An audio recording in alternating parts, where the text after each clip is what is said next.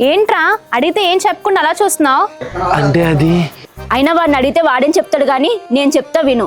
ఎవరైనా ఏమైనా చేయాలంటే మనకంటూ ఫేస్ వాల్యూ ఉండాలి. ఏంటో ఆ ఫేస్ వాల్యూ? నన్ను చూస్తే ఎవరికైనా లవ్ చేయాలనిపిస్తుంది, అది నేను చూస్తే లాగిపెట్టి కొట్టాలనిపిస్తుంది. అవునులే, నీ ఫేస్ కోసం నువ్వే పొగుడుకోవాలి మరి. లేకపోతే నువ్వు పొగుడుతావా? చీ, రోడ్డు మీద కుక్కనైనా పొగుడుతాను కానీ నేను అస్సలు పొగడను. అవునులే, జంతువుల కోసం జంతువులుగా తెలుస్తుంది, అందుకే నువ్వు వాటిని పొగుడుతున్నావు. నన్నే జంతువు అంటావా? అయినా నీకు తెలుసు కదా నేను వాడిని లవ్ చేస్తున్నానని. దీనికి అంటే ఇష్టమా? అవును, నువ్వు నోరు మూసుకో.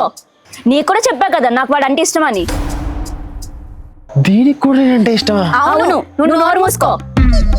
అయినా నేను చెప్పాను కదా వాడంటే నాకు ఇష్టమని. నీకు కూడా చెప్పా కదా వాడంటే నాకు ఇష్టమని. అయినా ముందు నుంచి ఉన్నది నేను, వాడికి నేనంటేనే ఇష్టం.